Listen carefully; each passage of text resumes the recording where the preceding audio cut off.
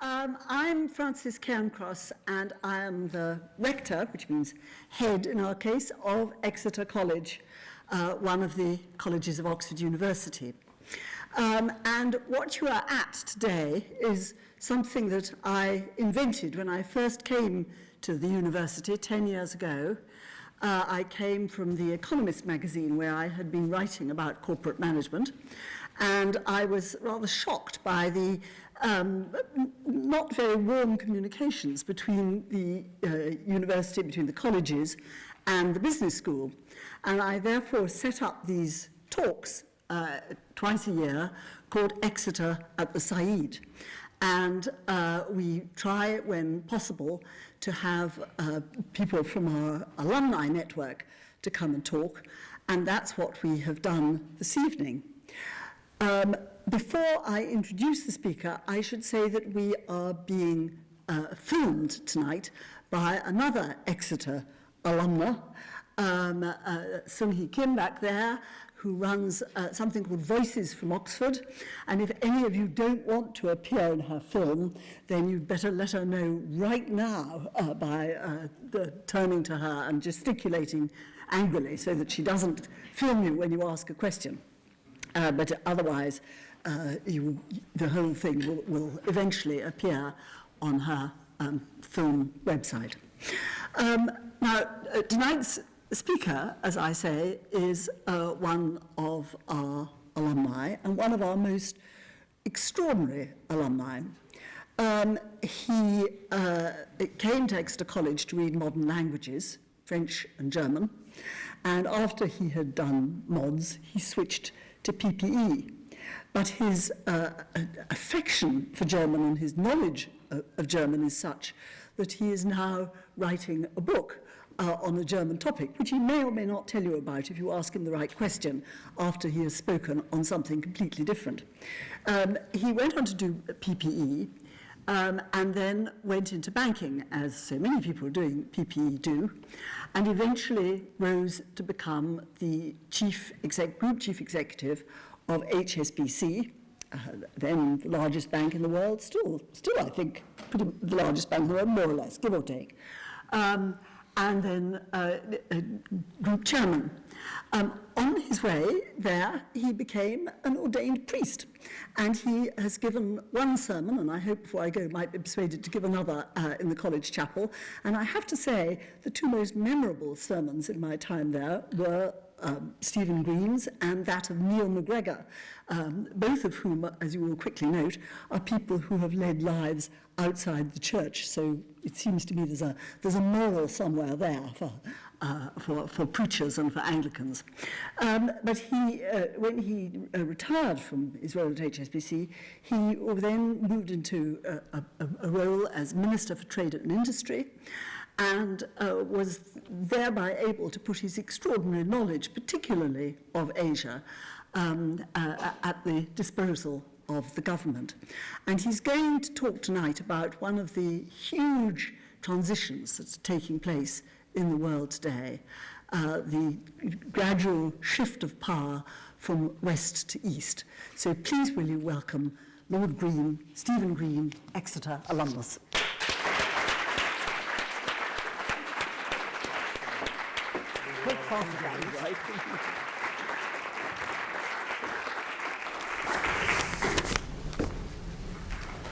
Frances, thank you very much for those rather too generous words of introduction.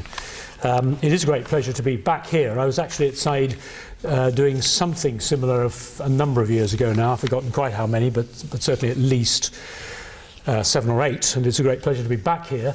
I assume and hope that nobody who I was speaking to then is here this evening, not least because I'm going to major on essentially the same topic, because I think it goes on being important to us.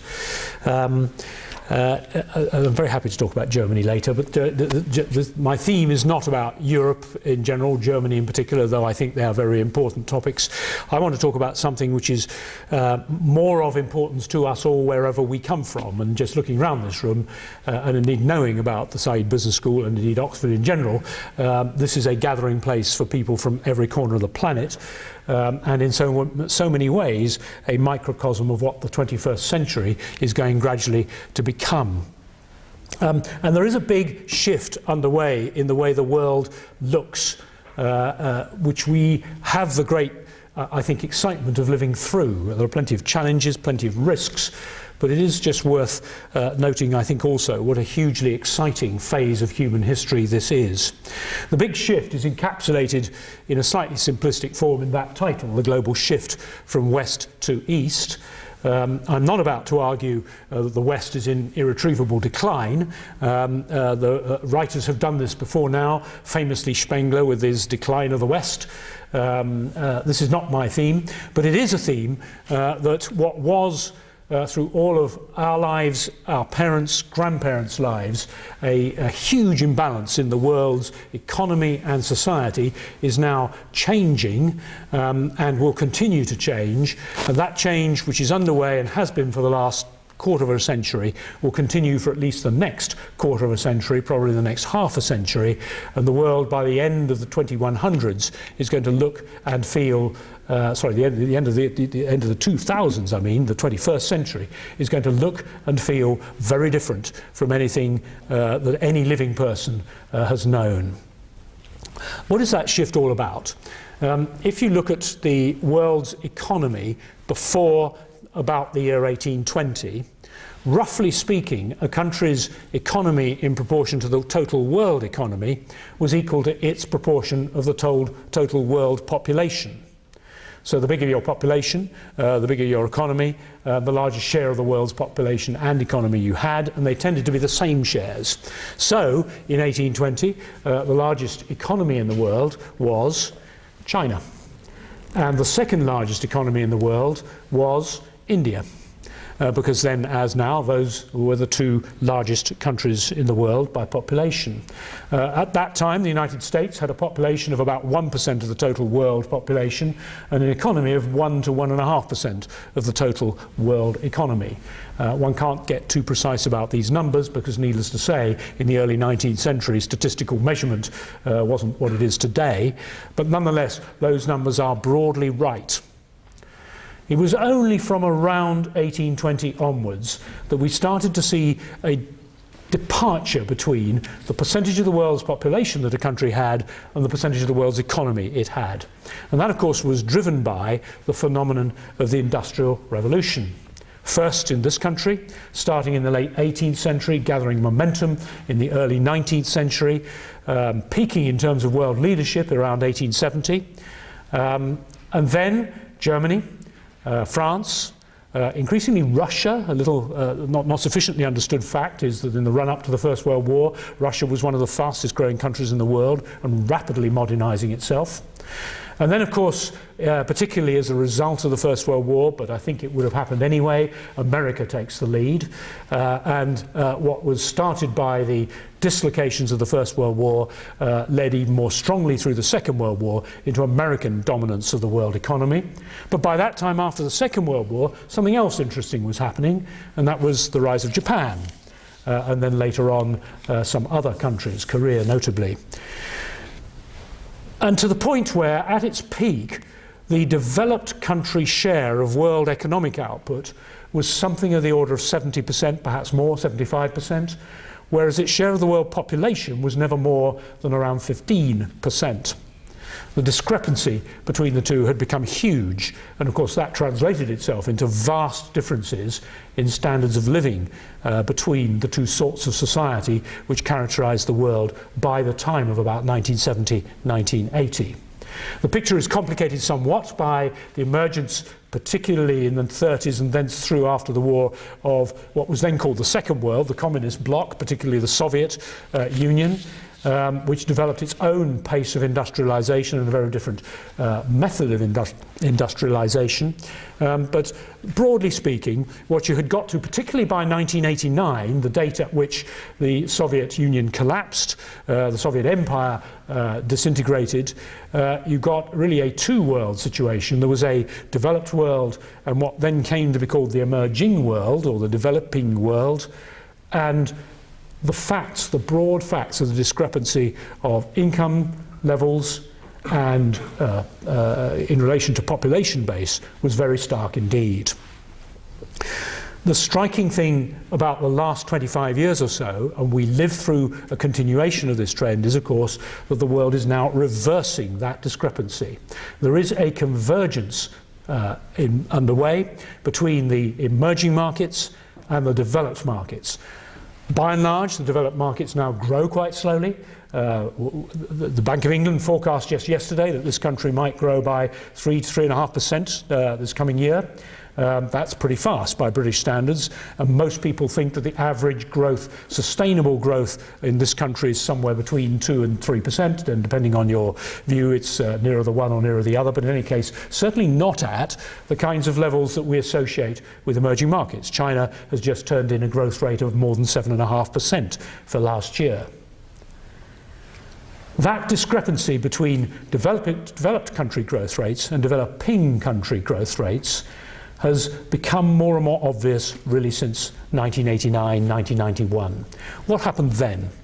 First of all, you had, of course, the demise of the Soviet Union and the opening up of a very large sector of the world's population into the liberal market economy and an immediate takeoff in growth.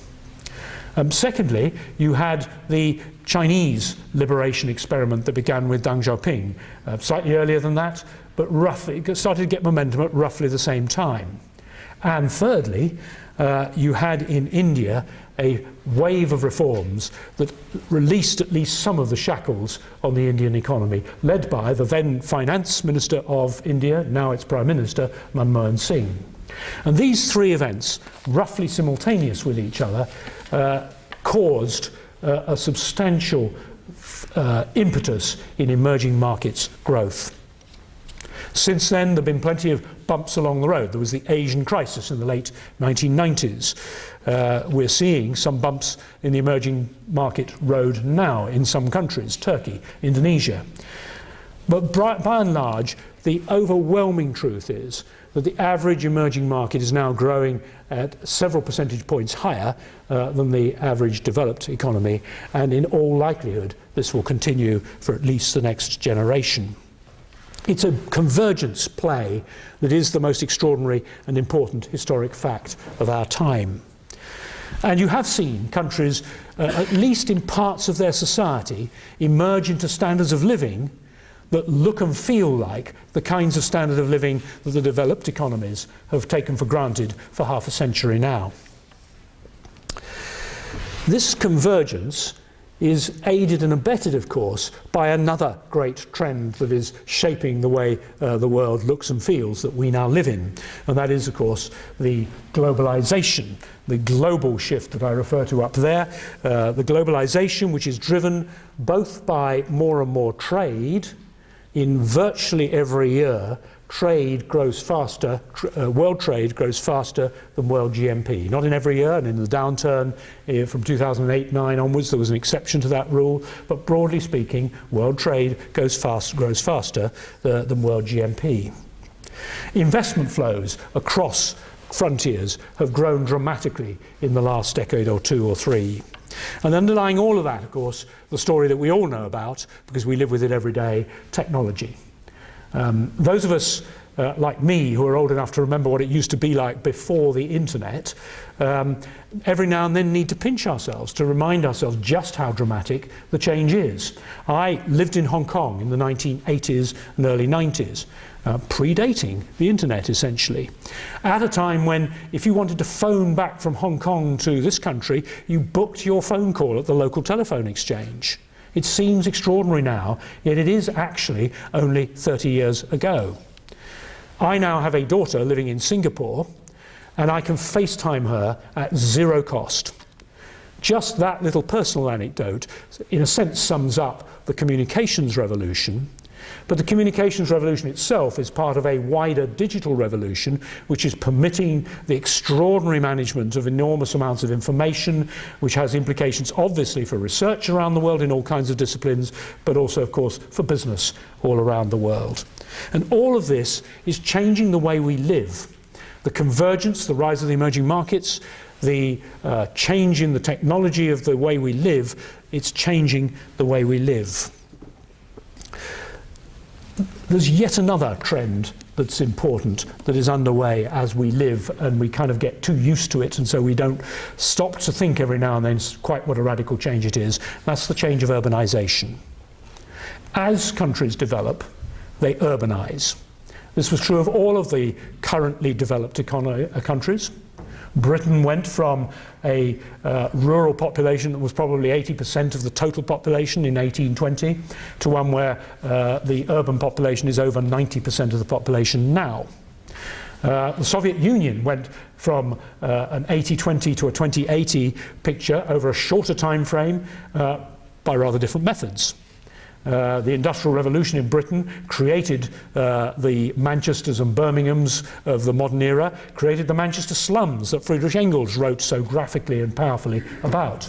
The Soviet Union did industrialization and urbanization a different way. Brutal, you might argue a different sort of brutality, but in any case, it happened in both. Japan went from a rural economy as late as the 1940s to a massively urban economy as it now is. And there are no known exceptions to the rule that as a country develops, it urbanizes. In 2008, we passed the point where more than half the world's population lives in cities. The forecasts are that by the year 2050, over 80% of the world's population will live in cities. This has an enormous effect on human society. It also has an enormous effect on economies. It has an enormous effect on climate issues too. The effect of urbanization alongside economic development and as part of economic development is, if you will, the third great fact that is changing our life experience, and we are living through these three things: the rise of the emerging markets, the modernization and urbanization of societies, and the increased connectivity permitted by globalization and digitalization. All of this, I think, leads to two or three key challenges for us all. As emerging markets develop, they're going through extraordinary fast growth rates. Sometimes these are talked about as though they were mysterious phenomena, yet the growth rate of China isn't that much different from the growth rate of Japan in the 1950s. What all countries do is that as they get richer, they slow down.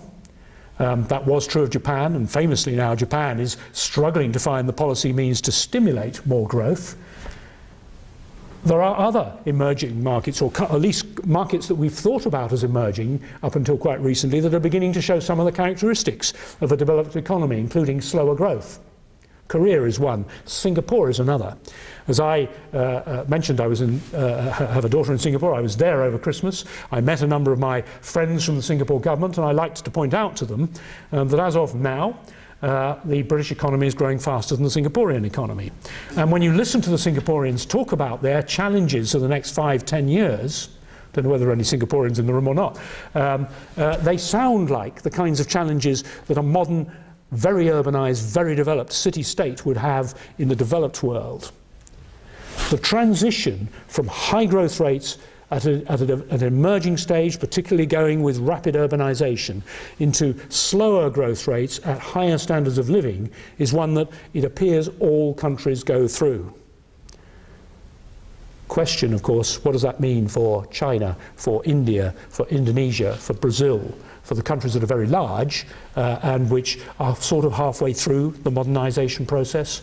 China's urban population is something like 50% at the moment, which means it's got quite a long way to go, which, given the sheer scale of China, means that there are probably another 400 million people who will, over the next couple or 3 decades, move from rural environments and rural economy into urban environments, which means that most of Chinese cities are going to have to grow substantially even more than they have already grown in the last couple of decades.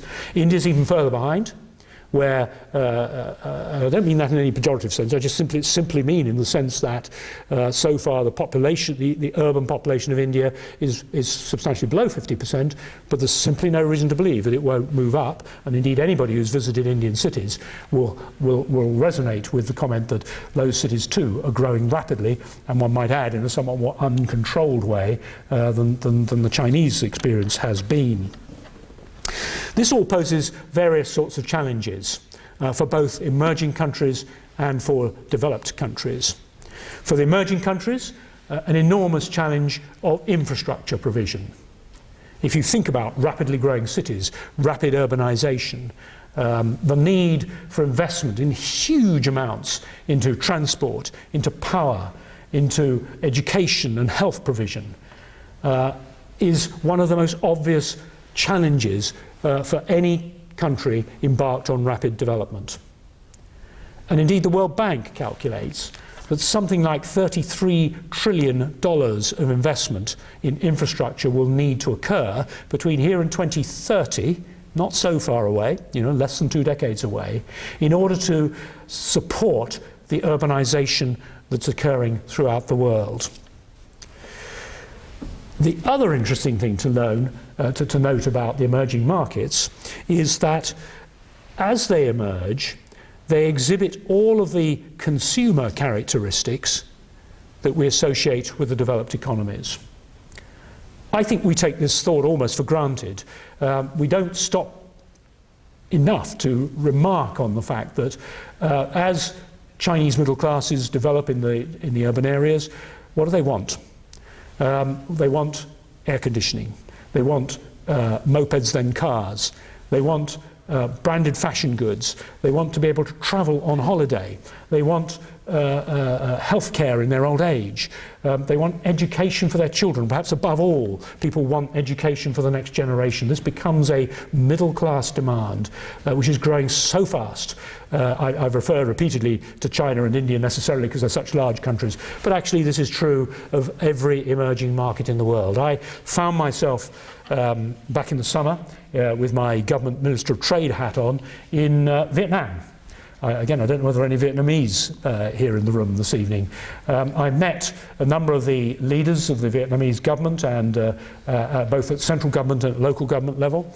I met 3 ministers, all of whom have got all of their children being educated in this country at the moment.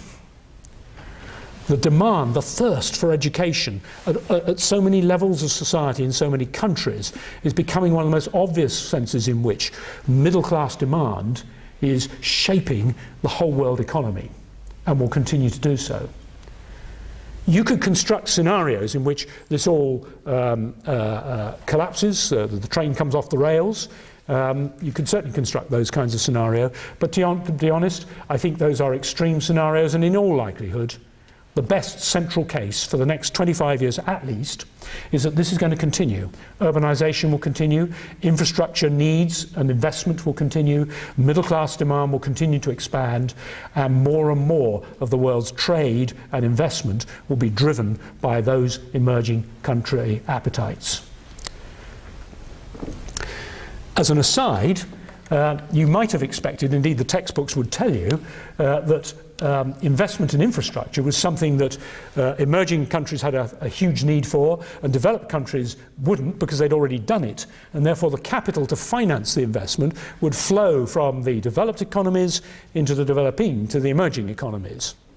Well, not a bit of it, because the truth is still more complicated, namely that the developed economies have for the most part neglected their infrastructure, this one being a very obvious example of the point. We have not invested enough in the infrastructure of this country over the last 50 years, and so we are now having to scramble to make the kinds of investments that we need if we feel we need to be flexible and competitive and open on the world stage.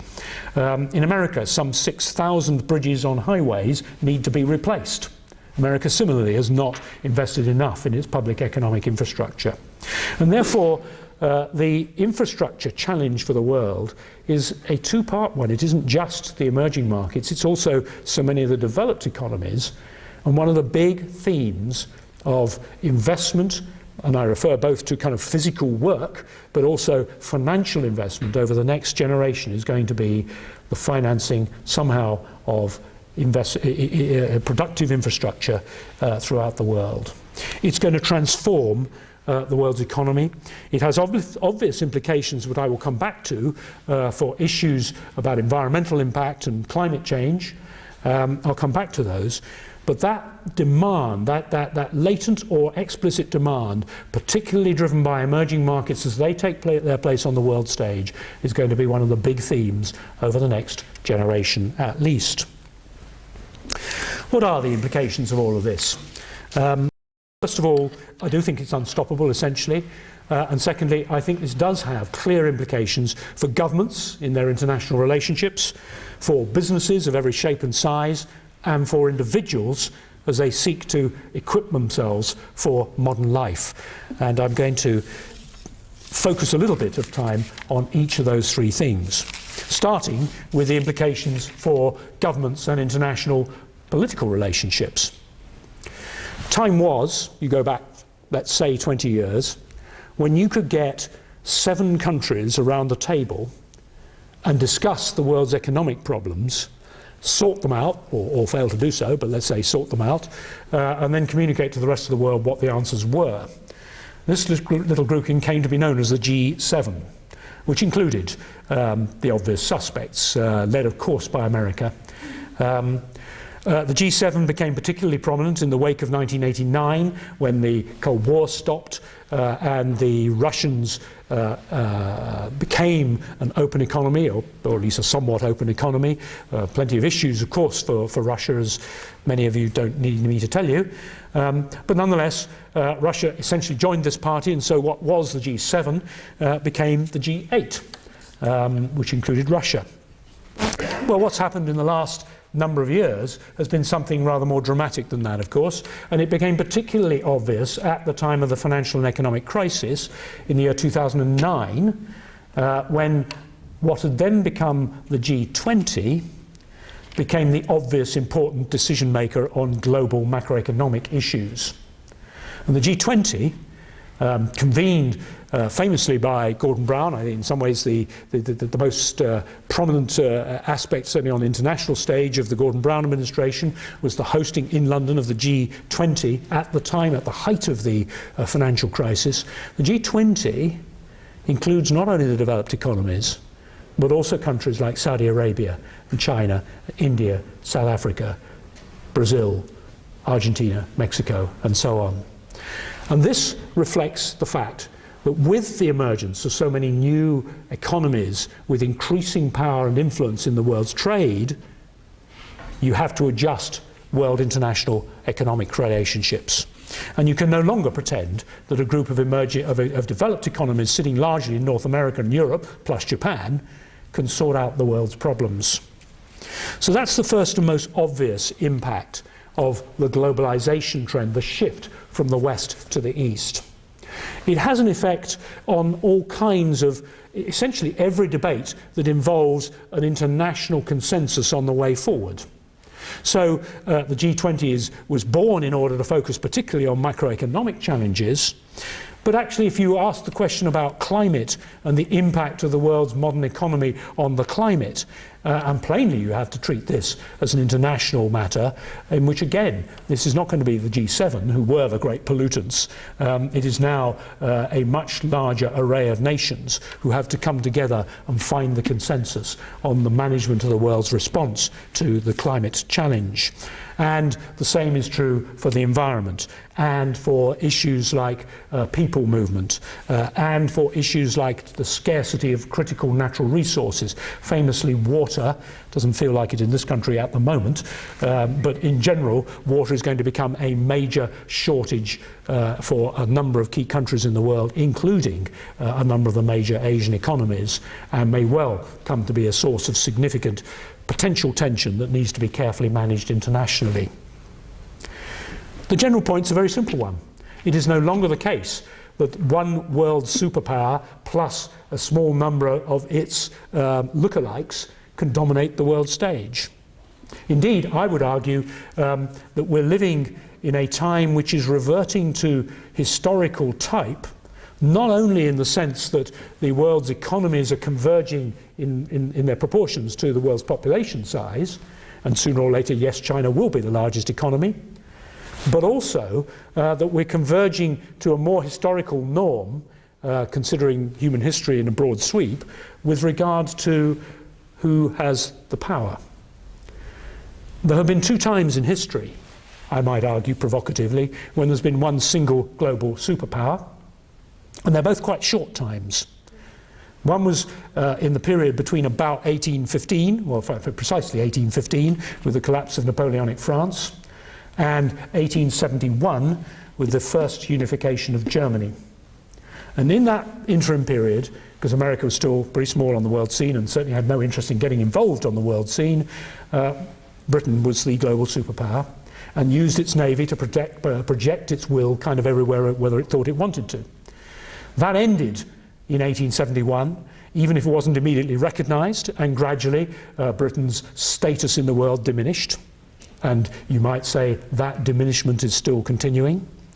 The second time when there's been a global superpower, a single unchallenged or unchallengeable global superpower, was an equally short period, which started in 1989 and is ending kind of about now.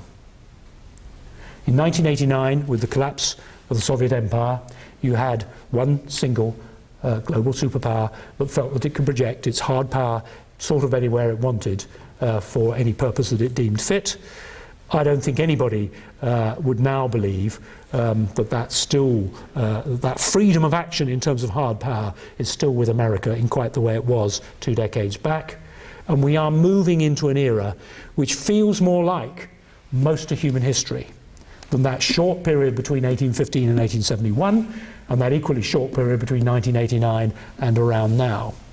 And we're moving into an era when different blocks of influence jostled with each other and sometimes work well together and sometimes risk confrontation, conflict on the world stage, and we all have to learn to live with that. And sometimes we do it well, and there have been famous occasions in history when it's all gone terribly wrong. This is the year 2014. This is the 100th anniversary of a time when a similar set of blocks of powers failed to get the concert of powers together for long enough and went over the abyss into the First World War.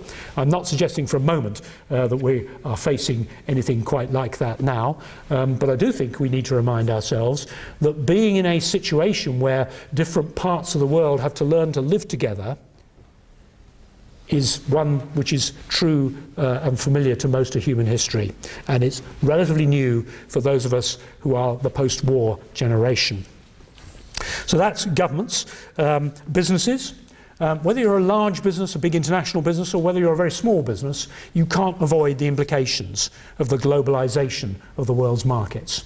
Big companies, whether they're European companies or American companies, or increasingly Japanese, Korean, Chinese, going global, investing around the world, developing businesses under their global brand around the markets of the world. These are well aware of the challenge and opportunities of globalization. Smaller businesses are sometimes less well aware of it. But even if you are, unless you're an exporter, in which case they're very well aware of the opportunities and some of the challenges of doing business in strange lands that they're not immediately familiar with.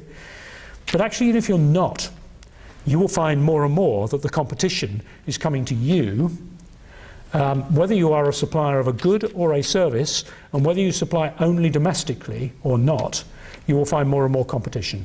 Because digital trading, one of the specific outworkings of the globalization through digitalization, is changing the way business gets done. In most countries in the world, it may be true of all countries in the world for all I know, certainly most and all of the significant ones, the percentage of trading which is online is rising every single year.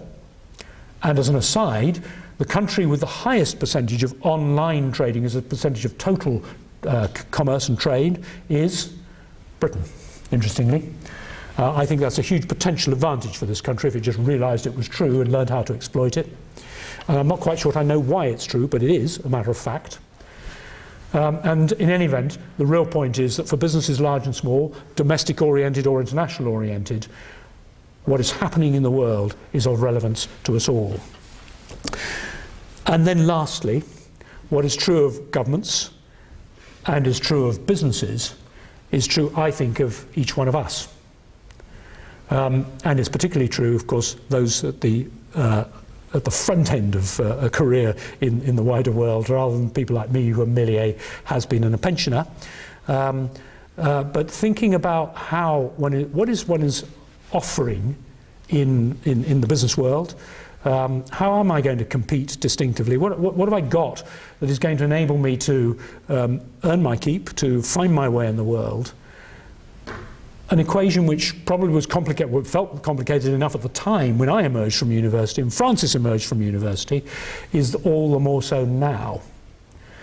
Because now, of course, in any given area of activity, and it's not just the technical disciplines, engineering, mathematics, physics, life sciences and so forth, but even in cultural activities. I mean, the number of the world's top musicians coming out of Asian schools is now very significant. So kind of almost whatever walk of life you think you're going to end up in, you're going to face more and more the need to recognise that you're jostling with people from all over the world, and not perhaps just from your own particular country, your own particular society, your own particular town. In other words, I believe that the change that we're living through is a very radical one indeed. And we are only probably halfway through it. We haven't yet seen all of the implications. If I had another 45 minutes, I'd talk very happily about the implications for Europe in the wider world, and Britain and as part of Europe. But I think for each country, it poses challenges to think about what is the profile of activity? How do you invest in the skill base? And certainly for each business, it poses that challenge. And I think it does also for individuals. If I could sum it up, there was a famous saying from early in the 20th century, I think. I haven't checked the reference, so I can't even remember who said it. But somebody used to say in America, if you want to seize the opportunities, go west, young man. I think the right equivalent to that now is go east, young person. And my very final thought is that I've talked about the west and the east, and the shift from the west to the east.